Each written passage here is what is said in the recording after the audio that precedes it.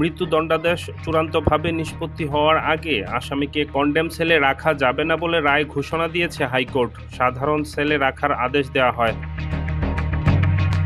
মৃত্যুদণ্ডাদেশ চূড়ান্ত হওয়ার আগে কন্ডেম সেলে রাখার বৈধতা প্রশ্নে জারি করা রুলের শুনানি শেষে সোমবার হাইকোর্টের বিচারপতি শেখ হাসান আরিফ ও বিচারপতি মোহাম্মদ বজলুর রহমানের সমন্বয়ে গঠিত বেঞ্চ এ রায় ঘোষণা করেন।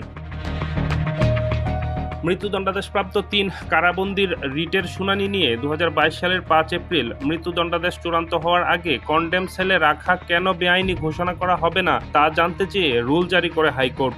একই সঙ্গে জেল কোডের ৯৮০ বিধি কেন অসাংবিধানিক ঘোষণা করা হবে না তা জানতে চেয়েছিল উচ্চ আদালত।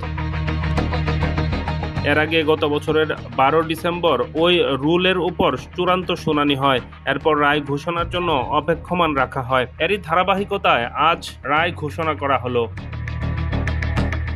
এর আগে গত বছরের ১২ ডিসেম্বর ওই রুলের উপর চূড়ান্ত শুনানি শেষ হয়। এরপর রায় ঘোষণার জন্য অপেক্ষমান রাখা হয়। ধারাবাহিকভাবে এ রায় ঘোষণা করা হয়।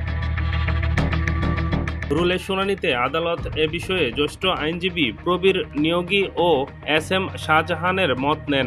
রাষ্ট্রপক্ষের attorney general AM. Amin Uddin শুনানি করেন। আবেদনকারীদের পক্ষে শুনানি করেন মোহাম্মদ শিশির মনির।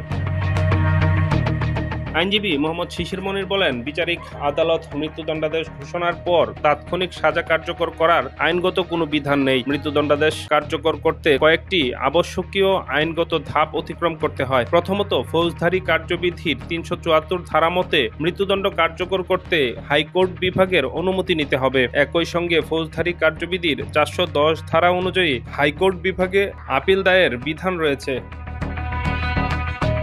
ডেস্ক রিপোর্ট, নতুন সময়।